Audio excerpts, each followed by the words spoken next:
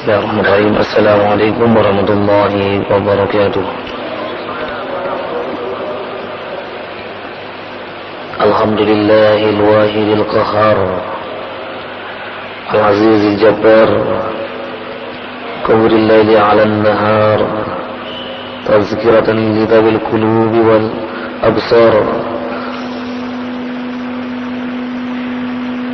وتبصرة لذوي الألباب والاعتبار.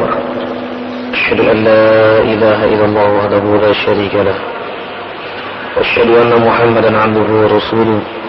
اللهم صل وسلم وبارك على عبدك ورسولك محمد وعلى آله وصحبه أجمعين. أما بعد. Ma'asyiral muslimin rahimani wa rahimakumullah, jamaah salat maghrib yang dirahmati Allah Subhanahu wa taala. Kaum muslimin dan muslimat pendengar setia suara mujahidin, suara Perak Jaya dimanapun anda berada, rahimani wa rahimakumullah. Kita akan melanjutkan kembali kajian kita pada kitab Riyadhus Shalihin, masih pada bab yang sama, yaitu bab ar-raja. Bab ar-raja, bab penuh harap terhadap rahmat Allah Subhanahu wa taala.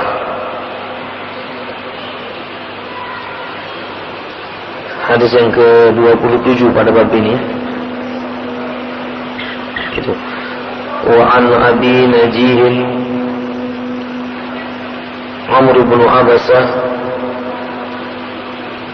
bi fathil ain wal ba' Abasah As-Sulami.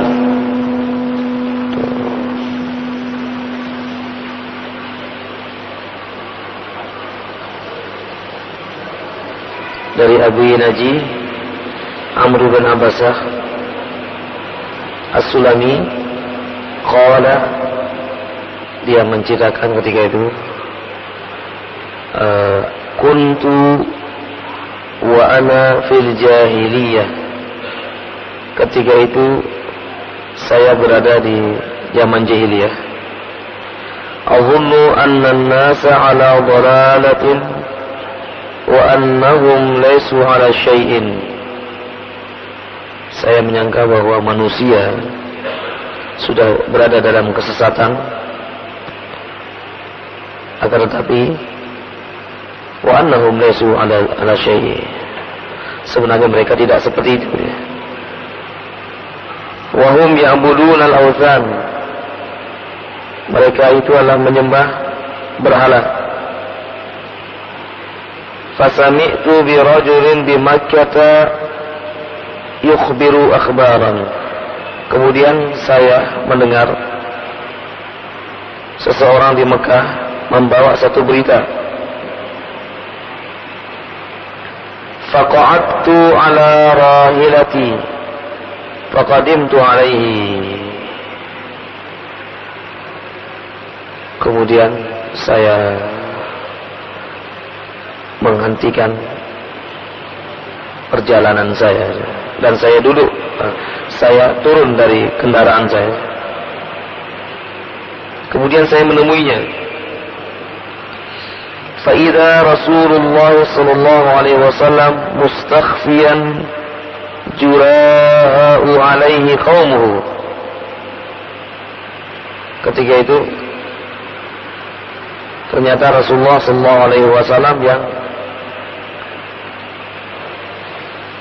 terhalang oleh kaumnya.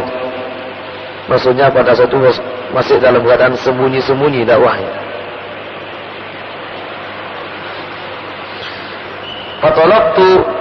Fatalaqtu hatta dakhaltu alaihi di Makkah. Saya senantiasa berusaha, ya, sehingga saya sampai menemuinya, ya. Menemui Rasulullah SAW.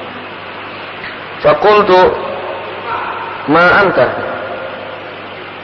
kemudian aku bertanya kepadanya, anda ini siapa? Qala ana nabiyyun, saya ini seorang nabi.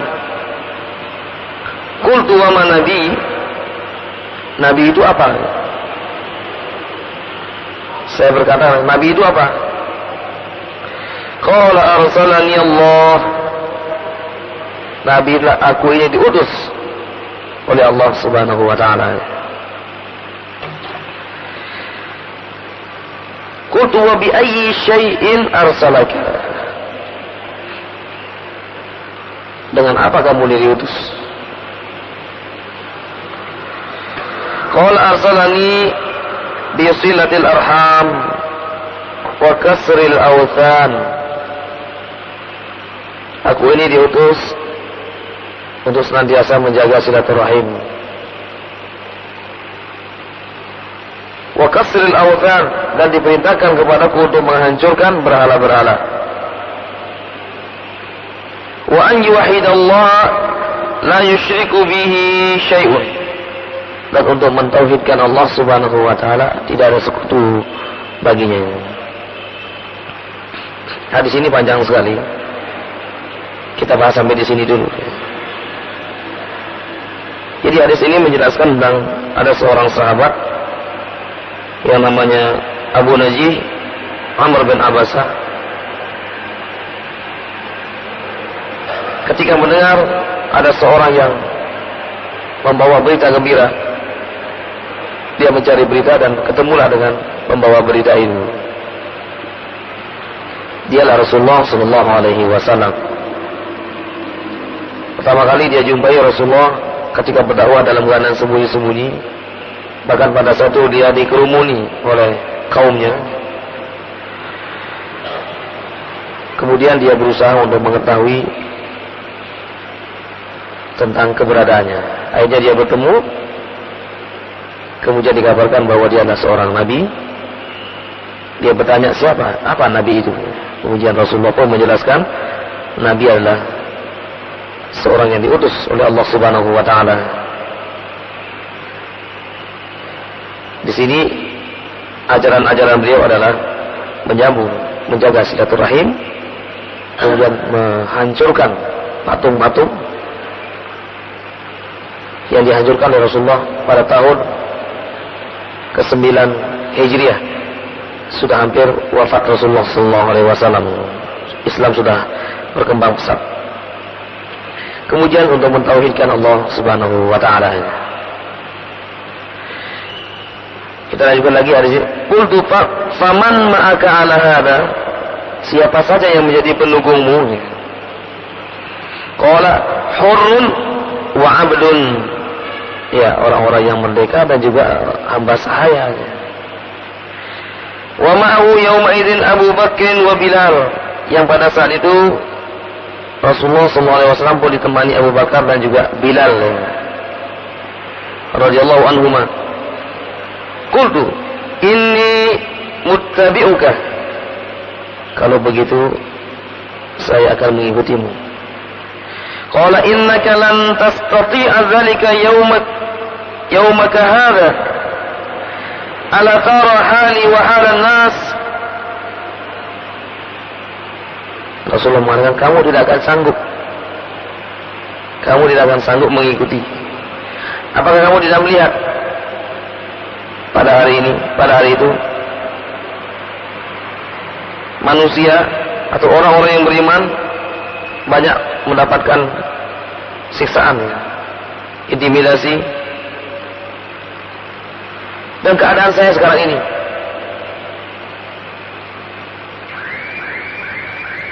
Jadi bahasa kita, pikirkan dulu lah. Kalau kamu mau mengikuti aku, pikirkan dulu. Kalau kamu kuat silakan. Tapi kalau tidak, Islam itu tidak memaksa siapapun untuk memeluknya. Walakin irji ila ahlik fa idza sami'ta bi qad dhahabtu fa'tini. Pulanglah temui keluargamu. Nanti kalau sudah diizinkan dakwah ini terang-terangan, silakan kamu datang menemui saya. Memang sangat luar biasa. Pada saat 3 tahun pertama dakwah itu mengalami intimidasi luar biasa. Bahkan ada yang sampai meninggal dunia, seorang wanita namanya Sumayyah. Sampai Rasulullah mengatakan, ya ala Yasir, isbir ya ala Yasir, fa innal jannata mu'idak. Sabar wahai keluarga Yasir, sungguhnya surga sudah menantimu. Jadi mereka ada yang disiksa. Bahkan Bilal bin Rabah ketika mengucapkan kalimat ahad, ahad yaitu Allah adalah ahad, beliau pun dibawa ke padang pasir dan disiksa di sana. Tidak main-main. Di sini masih panasnya paling 34 sudah paling panas. Di sana melebihi 50 derajat Celcius. Yang pada saat itu Mekah tidak seperti sekarang ini, masih dalam keadaan tidak banyak rumahnya, tidak banyak air, rumahnya sederhana, dan mereka dibawa ke padang pasir kemudian disiksa di sana. Bahkan ada yang dipaku tangannya, ada yang dibiarkan disiksa sampai meninggal dunia. Ini pada tahun pertama, 3 tahun pertama dakwah mengalami intimidasi luar biasa, sehingga Rasulullah mengatakan kepada sahabat tadi, pulanglah kamu. Nanti kalau saya sudah diizinkan untuk berdakwah terang-terangan, silakan kamu datang temui saya, katanya. Qala fadhahabtu ila ahli, kemudian saya pun pulang menemui keluarga saya. Wa qadima Rasulullah sallallahu alaihi wasallam Madinah. Nah, ketika Rasulullah sallallahu alaihi wasallam hijrah ke kota Madinah, jadi Amr bin Abi Najih bin Abbasah ini adalah orang Madinah itu. Ketika Rasulullah SAW hijrah ke Madinah, wa kuntu bi ahli, ketika itu saya berada di dengan keluarga saya. Faja'altu atakhabbarul akhbar, saya pun mencari kabar, mencari berita tentangnya. Wa as'alun nasa hina qadimal Madinah, saya bertanya-tanya kepada orang-orang yang datang ke kota Madinah. Hatta qadima nafaru min ahlil Madinah, sehingga datanglah salah seorang dari penduduk Madinah. Faqultu ma fa'ala hadzal rajul alladhi qadimal Madinah, apa yang dilakukan oleh orang-orang yang datang ke kota Madinah ini? Faqalu an-nas ilaihi sira'un wa qad arada qaumahu qatlahu falam yastati'u dzalika. Jadi orang yang datang itu dikerumuni oleh kaumnya, yang mana orang tersebut adalah mau dibunuh oleh kaumnya di Mekah sana, tetapi mereka tidak bisa. Faqadimtul Madinah wa dakhaltu alaihi faqultu ya Rasulullah atarifuni, kemudian aku pun bergegas menemuinya dan aku bertanya, wahai Rasulullah, atarifuni, apakah engkau masih ingat dengan aku? Qala na'am, iya. Anta alladhi laqitani bi Makkah, engkau dulu menemui aku di Mekah. Qala faqultu ya Rasulullah akhbirni amma 'allamaka Allah wa ajhalu. Wahai Rasulullah, beritahukan kepadaku apa yang diajarkan oleh Allah Subhanahu wa taala kepadamu dan apa yang tidak diajarkan. Akhbirni anis shalah, beritahukan saya bagaimana sholat itu. Bagaimana sholat itu? Rasulullah SAW hijrah ke kota Madinah setelah kurang lebih 13 tahun berdakwah di Mekah. Ya. Pada tahun ke-10 kenabian itu sudah ditetapkan sholat 5 kali sehari semalam, 5 waktu. Ya. Karena Isra Mi'raj itu terjadi pada tahun ke-10, yang pada tahun itu juga disebut dengan Amul Huzni, tahun kesedihan, karena meninggal paman beliau yaitu Abu Thalib dan juga meninggal istri beliau. Dan pada saat itu Rasulullah SAW mengalami duka yang sangat luar biasa, ya. Duka cita yang luar biasa. Kaumnya pun mengusirnya, kekuatan penopang dakwah sudah tidak ada lagi. Beliau pergi ke tempat kemana saja di Mekah tidak ada yang mau menerima, bahkan pergi ke Taif pun dilempari. Gitu. Kemudian Allah Subhanahu wa taala ingin menghibur nabinya dan diutuslah Jibril untuk memanggil, untuk membawa Nabi Muhammad menuju ke Sidratil Muntaha. Nah, sholat sudah diwajibkan pada tahun ke-10. Nah, ketika beliau sampai di Madinah, seorang laki-laki ini yang tadinya disuruh pulang oleh Rasulullah, kemudian menemui Rasulullah dan mengatakan, beritahukan saya bagaimana tentang sholat. Qala, sebutkan, salat as-subhi, salli salat as-subhi, salatlah salat subuh. Summa qsur 'anis salati hatta tartafi asy-syams qaida rumhin. Kemudian setelah itu tidak ada salat lagi. Jadi setelah salat subuh jangan salat dulu. Sampai matahari terbit kira-kira 1 tombak, 150 cm, ya 1,5 meter. Fa innaha tatlu'u hina tatlu'u baina qarnay syaitan. Karena sesungguhnya ketika dia terbit di antara tanduk-tanduk syaitan. Wa hina idzin yasjudu lahal kufar. Pada saat itulah orang-orang kafir sujud. Para penyembah-penyembah setan, penyembah matahari, pada saat matahari mulai terbit mereka menyembah, ya. Jadi nggak boleh sholat pada saat itu. Baru muncul nggak boleh sholat karena dia muncul atau terbit di antara tanduk-tanduk setan, dan pada saat itulah para penyembah-penyembah matahari, yaitu mereka sujud. Ditunggu dulu sampai 1 tombak, 1,5 meter atau 2 meter.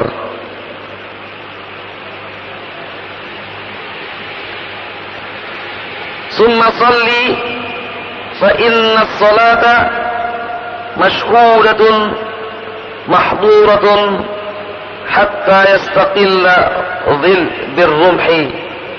Summa qsur 'anis salati fa innahu hina idzin tusjaru jahannam. Kemudian kalau sudah itu salatlah kamu. Maksudnya salat apa? Kalau sudah matahari terbit, salat 2. Karena pada saat itu salat disaksikan, masyhudah. Siapa yang menyaksikan? Malaikat. Hatta yastaqila dhilli birruhi, sampai matahari persis sama dengan dengan tombak itu. Artinya bayangannya ya di bawahnya itu, ya. Kalau sudah sampai itu maka hentikanlah sholat. Jadi artinya sholat duha ini bisa dikerjakan sampai menjelang waktu zuhur. Apabila matahari sudah berada persis di atas kepala, kita melihat bayangan kita di bawah kita ini, maka kata Rasulullah, hentikanlah sholat. Fa'innahu hina irin tusjaru jahannam. Pada saatlah jahannam, neraka jahannam dipanaskan oleh Allah Subhanahu wa ta'ala. Karena itu dilarang sholat pada saat matahari persis di atas kepala, ya. Fa'idha aqbala al-fai'u fasalli.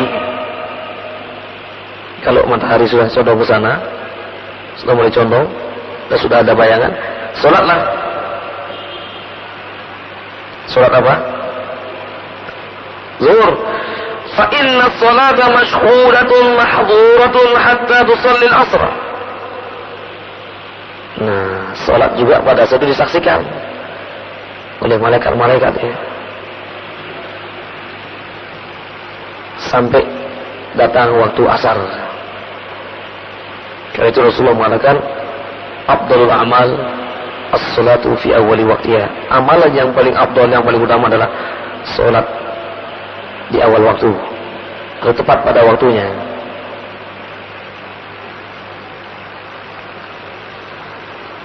Summa qsur 'anis shalah hatta taghrub asy-syams.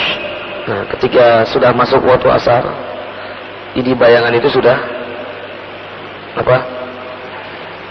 Lebih. Kalau bayangannya masih sama berarti masih waktu zuhur, ya. Tapi kalau bayangannya sudah lebih, sudah masuk waktu asar. Begitulah dulu ketika kita berada di desa, ya. Ini bagi yang hidup di desa tahu, nggak ada jam. Sudah waktu apa belum ini? Ambil lidi, gitu, ya. Begitu juga diajarkan oleh guru-guru kita, guru agama dulu. Ketika ada pelajaran sholat, kita ukur, ya. Siang-siang diajar, oh ini sudah waktu zuhur, ini sudah waktu asar, ya. Jadi kalau waktu asar itu, kalau kita tancapkan tombak, ini sudah bayangannya sudah 2 kali, ya. Jadi hitung Kalau masih persis berarti belum masuk waktu zuhur. Kalau sudah lewat sudah masuk waktu asar. Nah, kemudian sini sholatlah, kemudian tahanlah sholat. Sumaksur anis sholat. Tahan sholat itu. Jangan sholat habis sholat asar. Ada larangan. Artinya sholat sunnah yang mutlak. Ini nggak boleh. Sholat sunnah mutlak. Bagaimana dengan sholat mayat? Boleh atau tidak? Boleh ya. Karena apa? Min zawatis sabab. Karena dia ada sebabnya. Orang yang meninggal misalnya pada jam 10 siang, pengurusan ini, pengurusan itu, kuburannya selesai setelah asar. Karena tidak boleh menyimpan mayat lama-lama, disuruh menyegerakan. Nah, kalau selesainya habis asar, maka pada saat itu dia tetap menyolatkan sholat jenazah dia. Jadi mana yang didahulukan, sholat asar apa sholat jenazah? Sholat asar dahulu baru sholat jenazah. Ini jamaah haji mungkin atau jamaah umroh yang sering melaksanakan ibadah haji, ibadah umroh kan tahu bahwa di situ setiap saat, setiap waktu ada sholat mayat ya, sholat jenazah. Ada yang tidak tahu. Tadi saya sholat arba'in gitu. Oh, gimana sholat arba'in? Iya, nggak pakai ruku, nggak pakai sujud, takbirnya 4 kali gitu. Itu bukan sholat arba'in, sholat mayat, sholat jenazah dia. Ada juga yang nggak tahu dia. Jadi setelah habis sholat kan, as-salatu 'alal maitatan, atau as-salatu 'ala mar'atan. Sholatlah untuk 2 orang perempuan yang meninggal dunia. As-salatu 'ala rijal. Sholatlah untuk orang-orang laki-laki yang meninggal banyak. As-salatu 'ala rajul. Sholatlah untuk 1 orang laki-laki. Kadang-kadang Bilalnya bilang begini, as-salatu 'alal atfal wal mar'ah. Sholatlah untuk anak-anak dan juga seorang wanita. Kalau di Mekah, as-salatu 'alal amwat. Sholatlah terhadap mayat-mayat. Jadi baik laki-laki maupun perempuan. Ini setiap saat, apalagi musim haji seperti ini. Bisa dipastikan bahwa yang meninggal dunia lebih dari 10 orang hampir setiap hari, setiap waktu dia. Jadi bagi yang ini akan mengetahui bahwa sholat yang ada sebabnya, sekalipun itu di waktu terlarang, itu boleh. Sebagaimana setelah asar, seseorang yang masuk ke masjid, asalkan belum mendekati waktu maghrib, dia masih boleh sholat tahiyatul masjid. Loh, kan ada larangan? Iya, ini sebabnya adalah sebab dia masuk masjid. Yang dilarang adalah sholat sunnah mutlak. Nggak ada sebab. Setelah sholat asar dia zikir-zikir, kemudian dia sholat 2 rakaat salam, sholat 2 rakaat salam. Ini yang nggak boleh dia. Kata Rasulullah, "Sumaksur an sholat hatta taghrub asy-syams." Jangan kamu sholat sunnah mutlak sampai matahari terbenam. Fa inna taghrubu baina qarnay syaitan wa hina idzin yasjudu al-kuffar. Demikian juga matahari terbenam di antara tanduk-tanduk syaitan. Saat itu dilarang orang melaksanakan sholat juga. Tunggu dulu. Ini jangan ketika masih ada begitu langsung azan. Ini masih ada sinar-sinarnya. Setelah dia terbenam, betul-betul terbenam, baru azan maghrib. Qala faqultu ya Nabi Allah, fal wudu'u haditsni anhu. Masya Allah, ini sahabat ini cerdas. Bagaimana dengan wudu ya Rasulullah? Ini pelajaran lengkap. Bagaimana dengan wudu? Tadi kan sudah diajarkan waktu sholat. Kemudian sekarang dia minta diajarkan bagaimana wudu itu ya Rasulullah. Faqala ma minkum rajulun yuqarribu wudu'ahu fayatamadmadu wa yastanshiku fayantafiru. Hendaklah ketika dia sudah berada sudah dihadirkan air atau berada di keran jeding, maka hendaklah dia berkumur-kumur dalam riwayat 3 kali, kemudian istinsaq, memasukkan air ke hidung, kemudian mengeluarkan istinsar ya. Illa kharrat khataya wajhihi wa fihi wa khayashimihi, kecuali ketika itu dosa-dosa yang adanya di wajahnya itu hilangkan oleh Allah Subhanahu wa taala, dan di mulutnya wa fihi wa khayashimihi, di kanan itu dihilangkan oleh Allah Subhanahu wa taala dosa-dosanya. Summa idza ghasala wajhahu kama amarahu Allah illa kharrat khataya wajhihi min atrafi lihiyatihi ma'al ma'. Ketika dia kemudian setelah itu membasuh muka, dosanya itu akan hilang, dan kalau di situ dia punya jenggot, netes-netes itulah dosa-dosanya pun ikut menetes ya. Jadi ketika seseorang membasuh mukanya, maka dosa-dosa pun akan dihilangkan oleh Allah Subhanahu wa taala. Summa yaghsilu yadayhi ilal mirfaqaini, kemudian setelah dia membasuh mukanya, kemudian dia membasuh kedua tangannya sampai siku mirfaqaini. Illa kharrat khataya yadayhi min anamilihi ma'al ma', kecuali dosa-dosa yang dilakukan oleh tangannya itu berjatuhan semua nih. Jadi dosa-dosanya hilang semua nih ketika dia membasuh kedua tangannya. Karena itu jangan sampai kita ini main-main ketika membasuh tangan kita, betul-betul dengan serius ya. Bukan banyaknya air yang kita pergunakan, tapi ratanya air itu rata apa enggak kena dia. Kan orang yang jebar-jebur tapi enggak rata, harus rata betul. Summa yamsahu ra'sahu, kemudian dia mengusap, tidak membasuh. Wamsahu, kemudian dia mengusap kepalanya. Illa kharrat khataya ra'si min atrafi sya'rihi ma'al ma', kemudian dosa-dosanya akan berjatuhan ketika dia mengusap kepalanya. Mengusap kepala di sini aja apa bagian di sini? Iya, kalau di sini nanti yang hilang dosanya yang di sini nggak hilang nanti dia. Dan juga nanti yang bercahaya hari kiamat sini. Jangan sampai dari hari kiamat, oh masya Allah si fulan cuma cahaya di sini aja gitu. Oh dulu saya ketemu dia di Masjid Mujahidin, wudunya cuma begini aja gitu. Jadi yang bercahaya di sini gitu.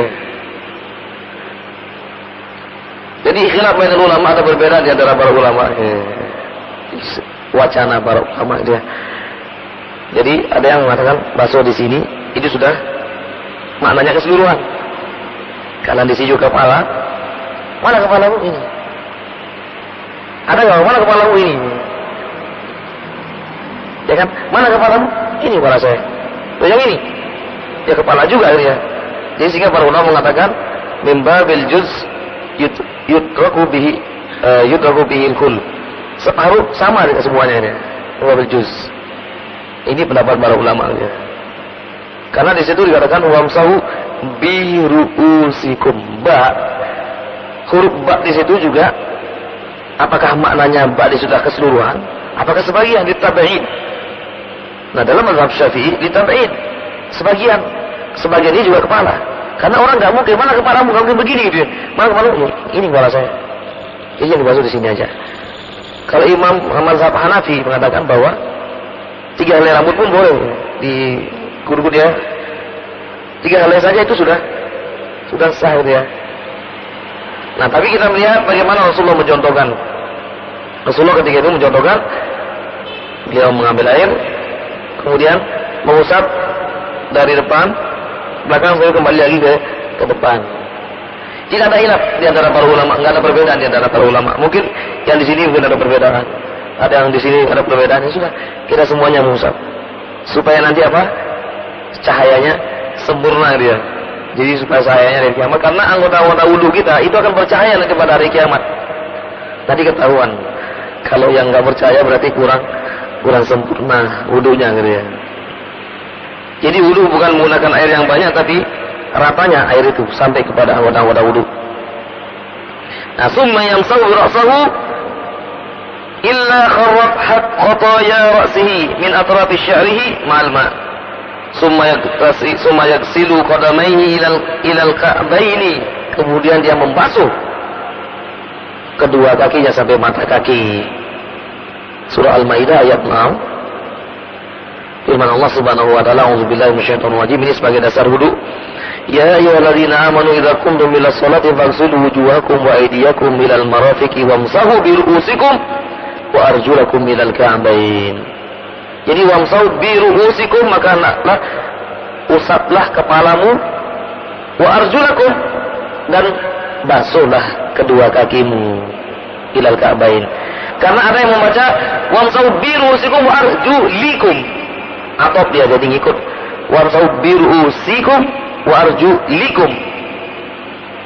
Nah, ini dibaca oleh orang-orang Syiah ya, sehingga mereka kalau wudu tidak membasuh kaki, cuma diusap saja gitu. Makanya kakinya baunya nggak enak ya. Coba aja kalau sholat di dekat orang-orang Syiah di sana di Madinah nanti musim haji seperti ini. Nah, di situ atapnya adalah falsilu wujuhakum wa aydiyakum wa arjulakum. Jadi falsilu wujuhakum wa aydiyakum ilal marafiqi wa arjulakum ilal ka'baini. Bahwa amsahu biru. Ada takdim, ada takhir. Begitulah Al-Quran menjelaskan tentang dasar-dasar wudu. Surah Maidah ayat 6 ya. Nah, kemudian kata Rasulullah, basuhlah kedua kakimu sampai mana? Illa kharrat khataya rizlaihi, kecuali dosa-dosanya pun akan hilang semuanya. Min anamili ma'al ma, dari kuku-kukunya itu akan guguran semua dosa-dosanya. Fa in huwa qamas fa shalla fa hamidallah taala. Kemudian setelah itu ketika salat, berdirilah dengan benar ketika salat. Fa hamidallah taala. Kemudian dia membaca Fatihah ya. Dia memuji Allah wa asna alaihi, dan menyanjung-nyanjungnya. Wa majjadahu, memuliakannya. Illadzi huwa lahu ahl, yang memang berhak untuk dipuji dan untuk disanjung itu Allah Subhanahu wa taala. Wa farraga qalbahu lillahi taala, kemudian ketika itu dia mengosongkan hatinya hanya untuk Allah Subhanahu wa taala. Pernahkah kita sholat seperti itu ya? Mengosongkan hati hanya untuk Allah Subhanahu wa taala, tidak yang lain-lain. Meninggalkan semua yang ada, pekerjaan-pekerjaan dunia kita tinggalkan semua, urusan-urusan dunia kita tinggalkan semua, sejenak kita berhubungan dengan Allah Subhanahu wa taala lewat salat kita ya. Illang sarafa min khati'atihi ka khati'ati yauma walatu ummuhu, masalah luar biasa dia. Jadi ketika itu yang dia lakukan, maka selesai salat dia seperti bayi yang dilahirkan. Luar biasa dia. Seperti bayi yang dilahirkan dengan wudhu yang benar dan sholat yang benar. Jadi setiap kali dia sholat seperti bayi dia. Kahayati yauma waladatu ummuhu. Tapi siapa yang bisa sholat seperti itu dia? Sholat khusyuk. Sholat ingat kunci dia. Ingat ini, ingat itu dia. Semua diingat pada waktu sholat. Apalagi mana bapak yang kemarin, katanya kalau panjang kemana-mana, pikirannya kemana-mana. Kalau imamnya banyak, bacanya panjang-panjang, pikirannya kemana-mana. Ketika kemana-mana sudah langsung dikat. Itu setan kita bawa kemana-mana. Nah, untuk seperti ini, cobalah bangun di sepertiga malam, jam 3, setengah 3. Ketika itu kita berwudu dan kosongkan hati semuanya dan mohon kepada Allah Subhanahu wa taala. Baru nanti merasakan betapa nikmatnya sholat, betapa kita mengakui dosa-dosa kita. Tidak terasa pada saat itu kita ini menangis ya. Karena teringat nanti, apakah ketika saya nanti meninggal dunia, saya ini bisa dalam keadaan husnul khotimah atau tidak. Itu yang ditakutkan oleh para ulama. Sehingga banyak di antara mereka yang pergi ke kuburan, bertanya kepada dirinya sendiri, tempat kamu nanti. Ketika juga pada saat itu ketika sujud, teringat nanti ketika ini kita sekarang di dunia masih bersama-sama keluarga, tapi nanti di alam barzah tidak ada yang menemani kita kecuali amalan-amalan kita. Begitu seterusnya. Mungkin 2 rakaat yang dia lakukan itu luar biasa, sepertinya dia belum pernah sholat seperti itu dia. Ini memerlukan latihan. Jadi kekhusyuan itu adalah perlu latihan, tidak datang begitu saja. Kalau selama orang masih sibuk mengerjakan ini, mengerjakan itu, dia belum bisa khusyuk dalam melaksanakan ibadah sholat. Khusyuk sesaat adalah itu sangat luar biasa. Nah, untuk latihannya ada, ya, bangunlah di sepertiga malam. Ini mungkin 2 rakaat dia sholat dulu.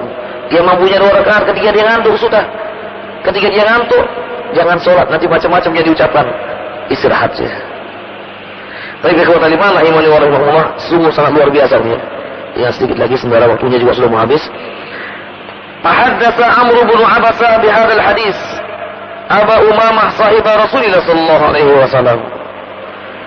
Jadi Amr bin Abasa meriwayatkan hadis ini dari sahabat Nabi. Demikian juga ada Abu Umamah, sahabat Rasulullah pun pernah menceritakan hadis seperti ini. Faqala lahu Abu Umamah, ya Amr bin Abasa, unzur ma taqul fi maqami wahidin yu'ta hadzal rajul. Lihatlah apa yang dikatakan, wahai Abu Abasa, lihatlah apa yang dikatakan Rasulullah, kamu diberikan satu kali, sekali kamu duduk mendapatkan ilmu yang banyak sekali gitu. Faqala Amr, ya Abu Umamah, laqad kabirat sinni, wahai Abu Umamah, saya ini sudah tua sekarang. Wa raqqa 'azmi, saya sudah tidak, tulang-tulang saya mungkin sudah remuk rasanya. Waqtaraba ajali, mungkin waktu saya pun sudah dekat menghadap Allah Subhanahu wa taala. Wa ma biya hajatun in akdziba 'ala Allah taala. Enggak mungkin saya berbohong. Saya menyampaikan ini hadis yang datangnya dari Rasulullah sallallahu alaihi wasallam. Saya sudah tua seperti ini, untuk apa saya berbohong? Yang saya ceritakan tadi adalah betul-betul hadis yang diajarkan oleh Rasulullah sallallahu alaihi wasallam. Karena Abu Umamah ini heran kepada Amr bin Abbasah. Sekali dia menemui Rasulullah itu mendapatkan ilmu yang begitu banyak, jaminannya luar biasa. Itu orang yang menjaga wudunya dan sholatnya benar, ia seperti bayi yang baru dilahirkan. Laqad, dia mengatakan ini, wala ala Rasulillah, saya tidak mungkin berbohong atas nama Allah dan Rasulnya. Laulam asma'hu min Rasulillah illa maratan aw marataini aw salasan hatta adda sab'a marrat mahadastu abadan bihi. Kalau sekiranya saya tidak mendengar dari Rasulullah sekali, 2 kali, bahkan 7 kali, saya tidak akan pernah menceritakan ini kepada siapapun. Ma haddastu abadan bihi walakinni sami'tu aktsar min dzalik. Bahwa saya ini juga mendengarkan Rasulullah lebih dari 1 kali gitu ya. Jadi Rasulullah pun sering membawakan hadis ini bukan kepada Amr bin Abbas saja, kepada sahabat yang lain. Saya sering mendengarkan hadis ini. Karena itu kamu nggak usah ragu-ragu, saya sudah tua dan saya mendengarkan hadis ini benar dari Rasulullah sallallahu alaihi wasallam. Rawahu Muslim. Sungguh luar biasa. Hadis ini azimun jiddan ya.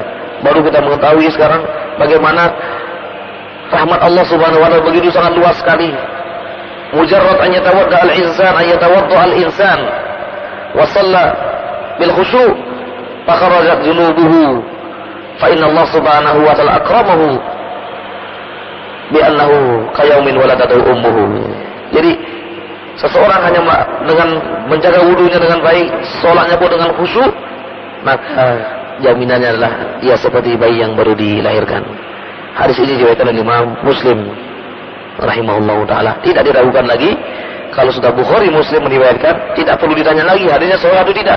Tidak perlu ditanya lagi. Kata para ulama kita, sungguh kita malu dia mengatakan sahih Bukhari, hadis ini diriwayatkan Imam Bukhari sahih. Enggak perlu lagi kita menyebutkan seperti itu katanya. Ketika Imam Bukhari mengatakan riwayat Imam Bukhari, sudah sami'na wa ata'na. Para ulama sepakat mengatakan bahwa kitab yang paling sahih setelah Al-Quran adalah Sahih Bukhari. Kemudian setelah itu Sahih Muslim. Kemudian setelah itu Sunan Abi Daud. Kemudian setelah itu Sunan Tirmidzi. Kemudian setelah itu Sunan Nasa'i. Kemudian setelah itu Sunan Ibnu Majah. Ini yang disebut dengan Kutubus Sittah. Kitab hadis yang 7 dan masih banyak lagi yang lain. Tapi ikhwatal iman rahimahumullah, mungkin ini yang disampaikan pada kesempatan yang berbahagia ini. Saya rasa sudah jelas insyaallah ya. Jelas, tinggal mempraktekkan saja ya. Tinggal mempraktekkan bagaimana kita melaksanakan sholat dengan khusyuk ya. Baik, mudah-mudahan ada hikmah dan manfaatnya. Aku qouli hadza wa astaghfirullah li wa lakum. Subhanakallahumma wa bihamdika asyhadu an la ilaha illa anta astaghfiruka wa atubu ilaik. Wa sallallahu ala nabiyyina Muhammadin wa ala alihi wa sahbihi ajmain wal 'afwu minkum. Assalamualaikum warahmatullahi wabarakatuh.